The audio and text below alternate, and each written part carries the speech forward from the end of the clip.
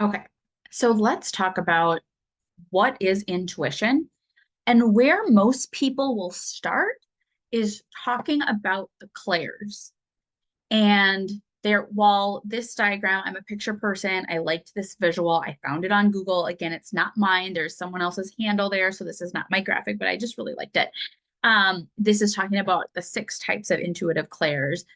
Really, to be honest, most of us are going to tap into the top four: claircognizant, clairsentient, clairvoyance, and clairaudience. So those are the main ones. However, you'll notice on here, they also talk about clairgustance. So you might taste flavors or foods as a way of receiving information, or you might smell certain smells that are giving you some type of premonition or spiritual intuitive message. So that's clairalience, not as often referred to. And I will say the main four that we'll focus on are clairsentient, clairvoyant, claircognizant, and clairaudient. Okay, so let's start with this is with intuition. I want you to think of it like many of us know the top five senses, right? I'll probably forget one now as I'm here on the lesson, but I can see with my eyes, the external world. I can smell, I can taste, I can touch, and I can hear. Now we think of those as the five senses, and it's really how my body is responding to external stimuli, how I am picking up information up from the world around me. Now, as my former occupational therapy self, I know that there's actually eight senses. And so there's also a way that we receive information about our body: interoception, proprioception, and vestibular.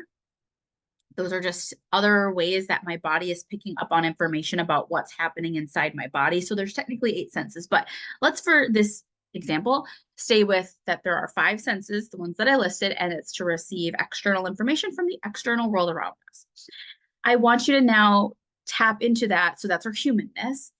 Now that you realize that we're actually a soul, so we have a soul, a spirit, a soul is residing in the physical body. So we're a soul having a human experience. Then I want you to think, so now my soul self has a way to pick up and receive information from the spirit world, from the unseen, from like my soul self talking to my spirit guides, my angels, my spirit animals. It's also like how me, Maria, human Maria, receives information from my higher self, my soul self. We receive that type of information from the spirit world, from the unseen here in the 3D, through our clairs. And while many of us will find, just like how honestly, when we talk about the main five senses, you know how everybody is different on the spectrum of how good your sense of smell is. Some people like have a really strong sense of smell. Others are like, there can be a pungent smell in the air and like someone with not great sense of smell is like, what? I don't really notice anything. Or vision. We know that vision, like some people can have a really great vision, other times not so great. I want you to just know that that same principle applies to the clairs. Just like the senses, the five senses, we all have them. So you have all the clairs, but how fine tuned in are you? And what's your degree of comfort, preference, and the strength of each of these clairs will be different for all of us. And not only is that because we're each unique expressions of the divine one source, so we're all unique, different combinations of how we all use our clairs. But what I want you to know is that the other thing that will impact you tapping into some of these clairs will be, one, just understanding, knowing what it feels like to tap in and use a certain clair to receive intuitive information, but also your subconscious programs. And that's where, in the higher self awakening container, we go deeper and we do the healing work. Because what I found is that there are a lot of women who are actually very clairvoyant. They see through their mind's eye with their third eye, clear intuitive information. However, at a young age, something maybe happened. They had a negative clairvoyant experience. Therefore, their human ego self or their human self, whatever, is going to shut that down. It's going to not use it because of a subconscious program that says that was not safe or that wasn't a good experience. So that there's other reasons why you might not notice one of these clairs. So let's just quick go over them. Claircognizant. You just have a knowing. You can't explain why. It doesn't feel like there's any logic to it, no reason. You just get like an intuitive download, but you don't feel like you saw it. You don't feel like you heard it. You didn't feel it in your body with the tingles or nothing. It's like claircognizant, like you just know. The other thing I want to say about the clairs, though, is you guys, it's not as clear cut as with our external senses. Like I can very much tell if I'm smelling something or if I'm tasting something. They're very singular. I know if I'm seeing something. It's very clear. With your clairs, as I'm describing these, what I want you to know is that they oftentimes are working together to get you a clear picture of the information that your spirit self, your soul self is trying to send to you. So I really want you to know there's this like combination that can work together. And the best way I can describe that is oftentimes for people, they'll typically maybe use their clairsentience with their claircognizance, meaning clairsentient is where you really feel messages through the body. Now, we feel many things through the body, right? Now, most of us know, oh, I'm feeling something in my body. That means I'm hungry, AKA that's hunger. Feeling something in my body. Oh, that means I'm starting to get car sick. I'm getting nauseous. Now, that's using our other senses to see if we're hungry, nauseous, or whatnot. When we're talking about clairsentience, receiving information from the spirit world, this is going to often feel like, ooh, I get the whole body tingles. I'm feeling chills. Ooh, again, it can kind of be different in different people's bodies. They might notice, ooh, my top of my head all of a sudden feels warm or fuzzy up here. Ooh, I just felt chills through my body, more like cold chills. Like, again, so you all of a sudden, ooh, all the hair standing up on my hair, or all the hair standing up on my arm. Something you're feeling an experience through your body. And there's a knowing that you can tell, okay, this isn't just that I'm hungry. This just isn't it, oh, I'm cold because someone turned the temperature down. You can tell there's something more. So you might feel that experience and then you'll have a knowing. So again, that's where I'm saying clairsentient and claircognizant can kind of, you might get that at the same time. You feel it and then you're like, ooh, it's like I just received an intuitive download. I feel like we should leave. Or I feel like this person's not a safe person. I'm not going to trust them. Or I feel like, ooh, this is it. This is the idea. I need to go write this down because I just got an idea for my business or for whatever it is. So those two can work together. Now, the other two that while some people might not feel as connected to them, like I said, when women do the healing work inside higher self awakening, many women will notice it's like, boom, it's like there was a cap was taken off, the cobwebs came off, the fog was lifted, and women do start tapping much more into their clairvoyance, the ability to see and hear much better after going through the container, because I think these are the ones that we can tend to shut down. Because just think about it. Most of us were not raised, most of us, I'm not saying everyone, we're not raised with a parent, a loved one, a caregiver who was telling us about our clairs. And quite frankly, many of us might have been raised within our own cultural dynamic, within our family cultures and values, or within a religious upbringing. When you really look at clairvoyance and clairaudience, you might have connotations that these make you crazy, that these are maybe evil, that they're weird. And that is simply not the case. We are really trying to rewrite the story on tapping into your clairs. It's not scary. It's not weird. It's not evil. This is your sacred sovereign ability that you are intuitive. And that can also include clairvoyance and clairaudience and doesn't make you crazy, etc. But again, that's the subconscious programs of what we grew up with. So it makes sense that many of us shut these down. Okay, I digress. So clairvoyance, let's talk about that one. You can see. And seeing it, while it could mean, remember, this all happens on a gradient, a scale. Sure, there are probably some very highly psychic, intuitive people who maybe have an extra special, I say extra special, we're all special, but a spiritual gift that maybe the seeing is they do physically see something in the outside world. Like I think of that one famous movie where the kid says, I see dead people. And maybe he sees it as like a real thing. but okay, most of us are seeing it in our mind's eye. So this can get very tricky, but what I will say, you guys, is if you have found that you have always have a really active imagination and you tend to see and think in pictures, like if someone's telling a story, your mind instantly goes to like creating the story and seeing it in your mind's eye. Or if someone's telling you, all right, I want you to imagine, like, let's say you're listening to a meditation or you're doing a visualization or a mindset activity, and someone says, visualize that you're in the forest and blah, blah, blah. And if you're someone who can easily produce that picture, I want you to know that you likely have clairvoyant abilities that have been lying kind of dormant. So, the biggest thing to know with clairvoyance is that you are seeing it in your mind's eye.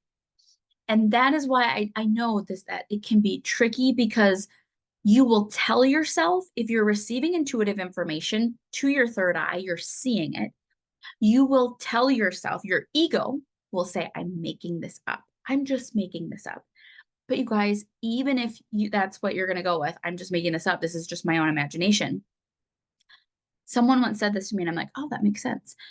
Um, you see different things in your imagination than I see in mine.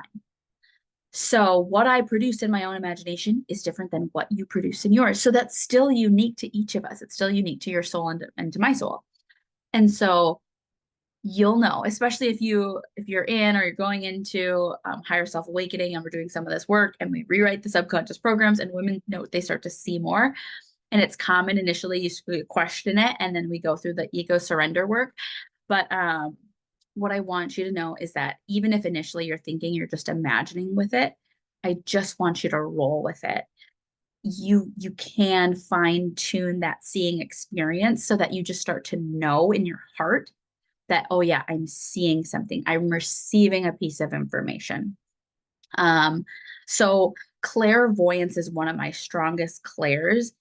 And what I will say is it always has been, but I wasn't using it intuitively for many years. So I am someone who I shut down my intuition for a very long time. And it wasn't until I started doing some more powerful healing work, started learning how to quiet my busy mind, started learning what it meant to really use my clairvoyance and that it wasn't scary, it wasn't weird, rewrote my subconscious programs. It's just like, oh yeah, I am very clairvoyant. And I love seeing, I mean, that sounds weird, but I love exploring past lives. And it's why that's another staple of the Higher Self Awakening program, because I think we can learn so much from past lives. We can learn lessons, but also we need to clear and heal a lot of what's keeping us stuck in our past life selves. But anyway, so I can, in my third eye, when I close my eyes, if I'm doing a self healing, a self hypnosis, a self meditation, whatever it is, I can close my eyes and just go right to a past life. And I can see it like it's playing in my mind's eye, like a video. That's how mine works.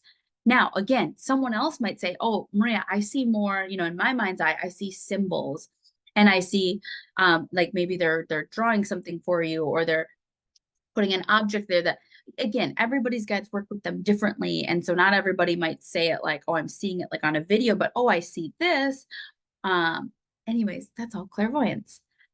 Now the next one, clairaudience. I think this one makes sense, you guys. It's one that we tend to shut off because it's weird and because in current society people might think like you're crazy if you're hearing voices. And please know, I am also a former mental health practitioner. I worked in the mental health field for 4 years towards the end of my OT career. I have worked with individuals with some sincere mental illness difficulties. That's a whole nother conversation, mental health, mental illness. Obviously, there are some individuals who are either dealing with some deep complex trauma. They're having symptoms that might come out like psychosis or schizophrenia. Now, I also think there's a soul layer to that. I also think that some of those individuals with those very real mental illness and mental health difficulties likely are playing some type of soul karma. There's something also happening at a soul level. And yes, I also realize that's very different. That is something that someone is going to need to explore if they're really struggling with staying in reality. So I'm not trying to poo-poo that. But what I want you to know is just on a very normal, healthy, intuitive soul level, you can hear things. And so my biggest thing is when we talk about clairaudiences, again, it's not so much that you're hearing from an outside world. Although we can hear messages through music or sounds, our guides might send us messages like, ooh, that song just came on. And those lyrics is just what I needed to hear. That can also be a message from your guides. But more often than not, clairaudience is like you tuning into your inner voice. And as you increase that connection, you can just tell that that's your higher self. You can tell that it's your soul self. You can tell that now in higher self awakening, again, we don't get too picky on which one of my guides is speaking to me. Is it this angel? Is it this spirit guide? For each of us on our journeys, I promise, as you continue on, and especially after you do the subconscious and past life healing, your clairs will just open wide open. You'll have a strong intuitive channel, and then your guides will tell you as needed, like which guide's talking to you. You can begin to ask, you might receive, but more often than not, you're speaking with your collective. And I strongly recommend my clients initially just go in to receive intuitive messages from your collective. That way you're not like, oh no, I only want to talk to this angel. It's like, you know what? You've got such a wide variety and a large bench of guides on your bench, shall we say. Why narrow your focus down to just this one? Like, unless you know there's one specific guide who's helping you with writing your book, who's helping you with building your business. But either way, more often than not, I love going in, receiving messages from my players and tapping into my collective so I can get the best answer. Okay. But so as I mentioned though, as you're hearing, but it's going to sound more like your inner voice, and you will be able to begin to discern, is this me receiving a clairaudience? Is this my inner voice coming from my higher self, my soul self, my guides? Or is this just my ego or my inner child? And we'll talk more about, again, how do you discern that? But I just want you to know, for the longest time, I thought clairaudience meant that I was hearing something. And I was like, oh no, this is just one of my own inner voices, but not really my own. It's like my high self. These are the clairs. Now, as I previously mentioned a little bit, when you're early on in your journey, and if you don't have the strongest intuitive channel and you're really struggling with tapping into your clairs, your guides and higher self will also try to send you more tangible messages in the 3D. So they might send that through repeating numbers. They might send that through, you always see an owl every time something's about to happen, or you always see birds or whatever. Like, so they might try to send you other signs, or you hear it in a song, in a lyric. So the spirit world can also do some manipulation of the 3D to try to get you a message, especially if you ask for it. You could ask to see a sign in the 3D. Or if they're just like, she is not getting this, we need to be really obvious. They might try to send you something more obvious. So we can receive that. And then lastly, I talked about this a little bit, but with claircognizance, I have women who, when they start their journey with me, they're like, yeah, I'm really just claircognizant. I don't think I have the other clairs. But what we find is they do have the other clairs, and maybe they actually have been receiving to their third eye this whole time, or they have been hearing and receiving through their clairaudience the whole time, but they don't label it as that. They just label it as like, oh yeah, I just like, I kind of had my inner voice told me this idea, and then it was like annoying. What I'm saying is there's just kind of there's less understanding of how claircognizance, or how clairaudience and clairvoyance and clairsentience might come through as a message. So then we're just like, oh, everything was just annoying. I think that was just annoying. When in fact, usually your other clairs are also like, honestly, sending information as well. And then, so then the other block can be, you have subconscious programs that make it not okay to call it clairvoyance or clairaudience, because those are crazy. And so then you just label it all as claircognizance. I just knew. And it's fine. Here's what I really want you to know. It's all fine and well how you name it.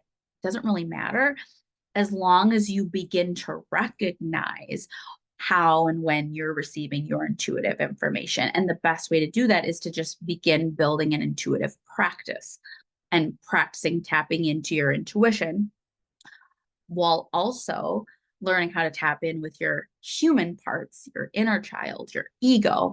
It's why I consider all of that part of an intuitive or spiritual practice, because you need to be able to discern the difference between all of the mind chatter or all the things going on within you. Now, lastly, I want to parse out what is intuition versus psychic versus whatnot.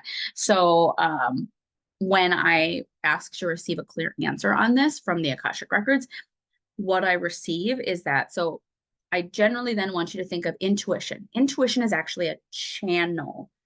You have an intuitive channel. You are a soul having a human experience, and you need a way to receive messages from your higher self, from the spirit world, from the unseen.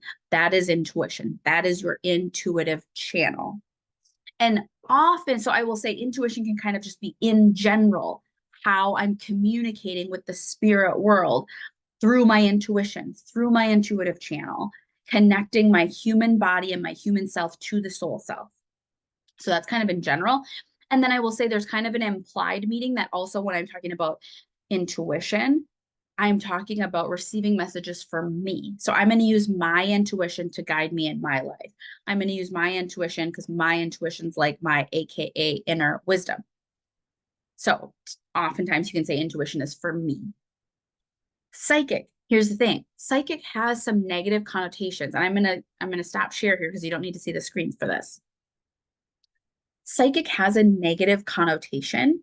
And I think, again, there's this a little bit of fear element. While it's like, oh, if I talk about inner wisdom, that feels less scary.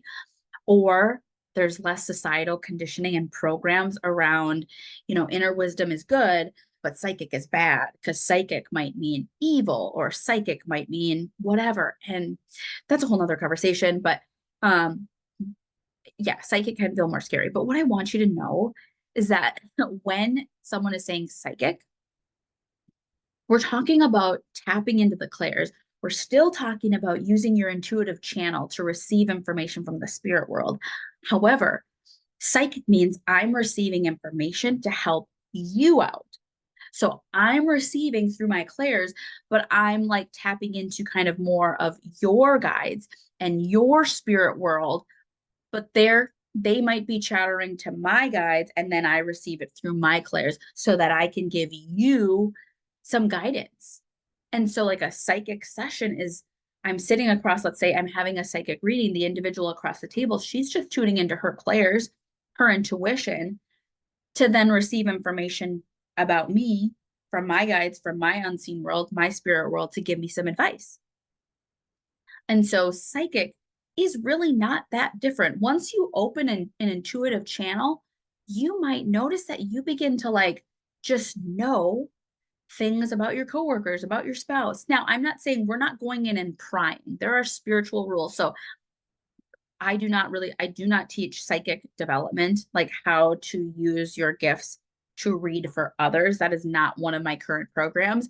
And I truly do recommend that if you are someone who, yes, you want to open up your intuitive channel to receive guidance for yourself, number one, that's your sovereign birthright. That's what I really want to awaken more women to.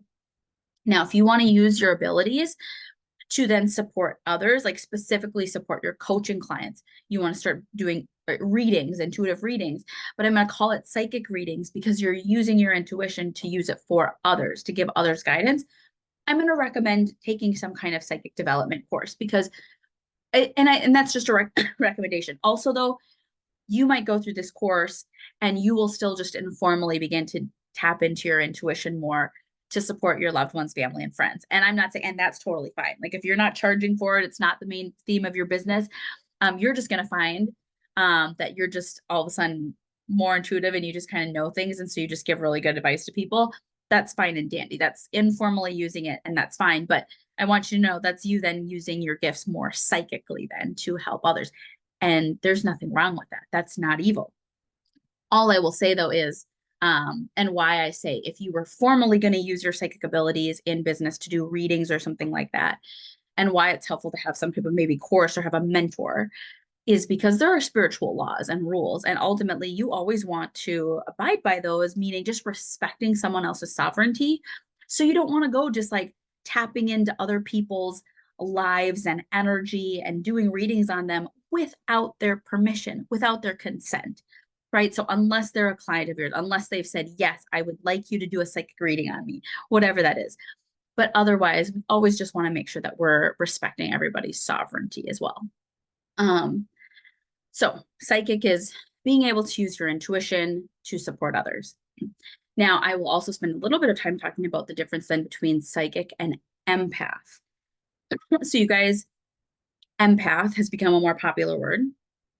An empath, we'll say, is often someone who can feel the experience of others around them. So they can either feel the emotions of others around them. So if other people are really happy in their room or in their home, they can feel the happiness. If others are sad, they can feel the sadness. If people around them are angry, they can feel the anger in their own body. Now, you won't hear this because empath is often used more in like the psychology world, not the soul world. But on the soul side, if you're an empath, you can darn well bet that you're very much a clairsentient person because you're tuning into your clairs to receive information about other people. So it's really like you're actually tuning into your clairsentient and then psychically tuning into other people. But oftentimes, as kids, we are doing this not because we're trying to be psychic, not because you're saying, I'm an 8-year-old and I'm hanging out in my house today and I'm going to like psychically tap into people because I like want to read them for whatever. Like, it's not like that. It is survival. So oftentimes when you are a child, you will unknowingly perhaps tap into your own intuitive gifts and your clairsentience or maybe your claircognizance. And you're honestly, again, unknowingly using this information psychically to see, oh, that person's angry. I bet it's because they did this to that person. And you start to like psychoanalyze what's going on in your house. And you do this out of survival to get your needs met. But then what can be tricky is as you become an adult, you might have then people pleasing tendencies, poor boundaries, or just find that you are drained when you are around others because you don't know how to maintain energetic boundaries. And no one ever taught you how to have a healthy practice with your clairs. Because absolutely, I will say, as an intuitive and kind of, again, someone who I would have called myself an empath growing up, um, absolutely, I still love being able to walk into a room and kind of being able to read the energy just so I know, like, where am I going? Who do I want to talk to? What maybe do I want to avoid? Absolutely, I'm tapping into that room. um, so I can make more clear aligned decisions for myself and my personal and energetic boundaries. But I'm doing so intentionally now versus when I was younger and I would just walk into a room and feel drained because I didn't know how to zip up my own energetic aura. I didn't know how to protect my own energy field so that I didn't feel like I needed to take on everybody's stuff in the room. But yeah, when people ask me like empath, it's like, yeah, you're very clairsentient. You're probably using it unknowingly. You're not knowing how to close up your energetic boundaries, how to clean up your auric field, but you are absolutely tuning into your clairs and you're receiving information about others. And that can be, again, helpful, but you want to know how to use it. Okay, and then lastly, another word that gets thrown around is mediumship or a medium. And really, oftentimes, a medium is going to go in. They oftentimes have a more specific focus. So they're also using their clairs. They have an open intuitive channel. They're tuning into their psychic gifts because, again, they're receiving information for you, the receiver. But mediumship often implies they're specifically going in to talk to one of your past loved ones or someone that's recently passed. So from there, I will say that that's more like a specific focused session. Now, there's a lot of mediums who will do a combined like psychic medium reading, meaning they might tap in with a past loved one, but they also might tap in just with your general spirit guide, higher self team to just give you some support and guidance, meaning it doesn't always mean that a past loved one will come through, but that is their main focus. So they're using their abilities in a more specific, particular way. Okay, so that is where I'm going to leave you to start with the intuition lesson. And then I also have like a bonus video. This is a snippet from the Higher Self Awakening program. Depending on where you're watching this, where again, I talk about intuition being a channel. And so we want to maintain a clear intuitive channel to receive information.